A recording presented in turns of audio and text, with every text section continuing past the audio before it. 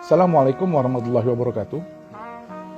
Saya hendak berkisah mengenai seorang lelaki yang terbunuh tragis pada 10 Muharram. Lelaki itu berusia 58 tahun pada hari ke-10 bulan Muharram di tahun 61 Hijriah. Selepas menunaikan sholat subuh, lelaki itu bergegas keluar tenda dan menaiki kuda kesayangannya. Beliau menatap pasukan yang tengah mengepungnya. Mulailah lelaki itu berpidato yang begitu indah dan menyentuh hati. Katanya, "Lihatlah nasabku, pandangilah siapa aku ini. Lantas, lihatlah siapa diri kalian. Perhatikan, apakah halal bagi kalian untuk membunuhku dan menciderai kehormatanku? Bukankah aku ini putra dari anak perempuan nabimu? Bukankah aku ini anak dari Wasyi dan keponakan nabimu yang pertama kali beriman kepada ajaran nabimu? Bukankah Hamzah, pemuka para syuhada, adalah pamanku?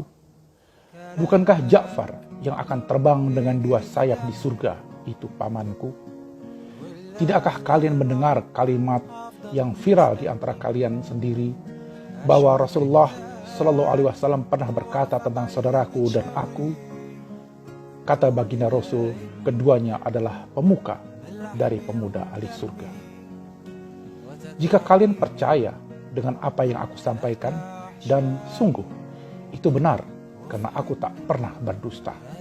Tapi jika kalian tidak mempercayaiku, maka tanyakanlah kepada para sahabat Nabi, Jabir bin Abdullah al-Ansari, Abu Sa'id al-Khudri, Sahal bin Sa'ad, Zaid bin Arqam, dan Anas bin Malik, yang kesemuanya akan memberitahu kalian bahwa mereka pun mendengar apa yang Nabi sampaikan mengenai kedudukan saudaraku dan aku. Tidakkah ini semua cukup menghalangi kalian untuk menumpahkan darahku? Kata-kata yang begitu eloknya ini direkam oleh sejumlah kitab dari para ulama ahli sunnah wal jamaah, seperti misalnya Tarikh at-Tabari di jilid ke-5 halaman 425 dan Ibnu Katsir dalam kitabnya Al-Bidayah wa Nihayah jilid ke-8 halaman 193. Namun sayangnya mereka yang telah terkunci hatinya tidak akan tersadar dengan pidato tersebut. Pasukan yang mengepung atas perintah Ubaidillah bin Ziyad itu memaksa lelaki yang bernama Sayyidina Husain bin Ali bin Abi Thalib untuk mengakui kekuasaan Khalifah Yazid bin Muawiyah. Tidakkah ini menjadi pelajaran bagi kita semua, Bapak dan Ibu sekalian, bahwa pertarungan di masa khilafah dulu itu sampai mengorbankan nyawa seorang cucu Nabi Sallallahu Alaihi Wasallam? Apa masih mau dibilang khilafah itu satu-satunya solusi umat? Simak pula bagaimana Ibnu Katsir dalam Al-Bidayah wa Nihayah bercerita tentang Sayyidina Husain yang terbunuh di Karbala pada 10 Muharram atau yang kita kenal dengan Hari Asyura. Begini penuturan Ibnu Katsir. Pasukan memukul kepala Husain dengan pedang hingga berdarah. Husain membalut luka di kepalanya dengan merobek kain jubahnya, dan dengan cepat balutan kain itu terlihat penuh dengan darah Husain. Shamir bin Zil Jausan memerintahkan pasukannya menyerbu Husain. Mereka menyerang dari segala penjuru. Ibnu Katsir melanjutkan tulisannya. Yang membunuh Husain dengan tombak adalah Sinan bin Anas bin Amr Nakha'i. Dan kemudian dia menggorok leher Husain dan menyerahkan kepala Husain kepada Khawali bin Yazid. Kitab Al-Bidayah wa Nihayah jilid 8 halaman 204. Anas melaporkan bahwa ketika kepala Husain yang dipenggal itu dibawa ke Ubaidillah bin Ziyad, yang kemudian memainkan ujung tongkatnya menyentuh mulut dan hidung Husain, Anas berkata, "Demi Allah, sungguh aku pernah melihat Rasulullah mencium tempat engkau memainkan tongkatmu ke wajah Husain ini." Ibnu Katsir mencatat 72 orang pengikut Sayyidina Husain yang terbunuh hari itu. Imam Suyuti dalam Tarikh Al-Khulafah mencatat 4.000 pasukan yang mengepung Sayyidina Husain dan keluarganya di bawah kendali Umar bin Sa'ad bin Abi Waqqas. Pada hari terbunuhnya Sayyidina Husain, Imam Suyuti dalam Tarikh Al-Khulafah mengatakan, dunia seakan berhenti selama 7 hari, mentari merapat laksana kain yang menguning, terjadi gerhana matahari di hari itu. Langit pun terlihat memerah selama 6 bulan. Imam Suyuti juga mengutip dari Imam At-Tirmizi yang meriwayatkan kisah dari Salma yang menemui Ummu Salamah, istri Nabi Muhammad SAW yang saat itu masih hidup. Ummu Salamah wafat pada tahun 64 Hijriah, sementara Sayyidina Husain terbunuh tahun 61 Hijriah. Salamah bertanya, "Mengapa engkau menangis?"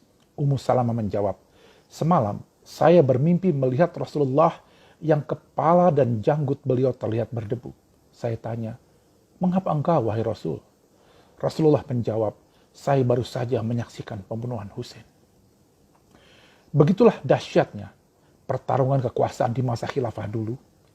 Mereka tidak segan membunuh cucu Nabi demi kursi khilafah.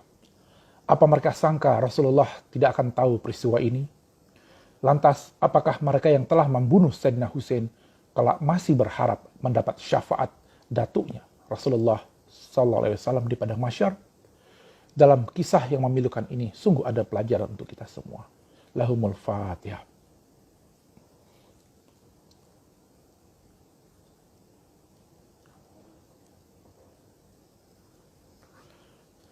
Mereka yang terlibat dalam pembunuhan Sayyidina Husain dan bagaimana nasib mereka setelah peristiwa itu. Umar bin Sa'ad bin Abi Waqqas, dia adalah anak dari sahabat Nabi Sa'ad bin Abi Waqqas, di mana Sa'ad ini termasuk 10 sahabat Nabi yang telah dijamin masuk surga oleh Nabi Muhammad. Ironisnya, ketika anaknya kelak justru terlibat dalam pembunuhan cucu Nabi. Kemudian Umar bin Sa'ad bin Abi Waqqas dipenggal kepalanya oleh Abu Ammar Kaisan atas perintah Muqtafar Thaqafi. Kepalanya dikirim ke Muhammad bin Hanafiyah, putra Imam Ali bin Abi Thalib yang lain. Itulah yang terjadi dengan nasib pembunuh Sayyidina Husain ini. Yang kedua, Ubaidillah bin Ziyad. Beliau saat itu menjabat sebagai gubernur Kufah saat terjadinya peristiwa Karbala. Dialah yang mengerahkan 4.000 pasukan mengepung Sayyidina Husain. Dia pula yang menerima kepala Husain dan memainkannya dengan ujung tongkatnya seperti tadi telah saya ceritakan. Nasibnya ternyata juga dipenggal kepalanya oleh pasukan Mukhtar beberapa waktu setelah itu. Anehnya, dalam riwayat dikatakan potongan kepalanya didatangi ular yang kemudian tinggal di dalamnya ular itu beberapa saat lalu keluar lagi. Samir bin Zil Jausan, dialah pemimpin sayap kiri pasukan yang menyerang Sayyidina Husain. Sebelumnya dia adalah sahabat dari Imam Ali bin Abi Thalib. Namun di masa dinasti Umayyah malah berbalik membenci keluarga Ali. Pasukannya yang memenggal kepala Husain. Dan bagaimana nasibnya? Ternyata nasib dia 5 tahun setelah itu juga dipenggal kepalanya oleh pasukan Mukhtar Thaqafi. Kepalanya dikirim ke Muhammad bin Hanafiyah, sementara tubuhnya dibiarkan dimakan anjing. Sinan bin Anas adalah orang yang membunuh Sayyidina Husain. Setelah wafatnya Khalifah Yazid, Sinan ketakutan dan menyembunyikan diri karena orang-orang mengetahui dialah yang membunuh Sayyidina Husain. Ada kabar dia wafat dibunuh pasukan Mukhtar Thaqafi. Ada yang bilang dia wafat pada masa Gubernur Hajjaj di Kufah. Hurmala bin Kahil al-Asadi membunuh Ali Asghar, anak Sayyidina Husain yang baru berusia 6 bulan. Berarti cicitnya Nabi Muhammad. Sayyidina Husain meminta air untuk bayinya yang kehausan. Namun Hurmala melepas anak panah bermata 3 ke leher sang bayi, cicit Nabi Muhammad. Hurmala belakangan mati dieksekusi pasukan Mukhtar 5 tahun setelah itu. Khawli bin Yazid yang membawa potongan kepala Sayyidina Husain ke Kufah untuk Ubaidillah bin Ziyad. Dia menyembunyikan kepala Sayyidina Husain di kompor rumahnya. Nasibnya berakhir tragis. Dia dibunuh di depan rumahnya dan dibakar oleh pasukan Mukhtar Thaqafi. Begitulah yang terjadi terhadap 6 tokoh utama dalam peristiwa pembunuhan Sayyidina Husain di Karbala pada 10 Muharram. Semoga Allah memberikan balasan yang setimpal atas kelakuan, kebiadaban, dan kekejian mereka yang telah mereka lakukan terhadap keluarga Nabi Muhammad SAW. Demikian kisah yang bisa saya sampaikan. Semoga ada manfaatnya. Wallahu muwaffiq ila aqwamit thoriq. Assalamualaikum warahmatullahi wabarakatuh.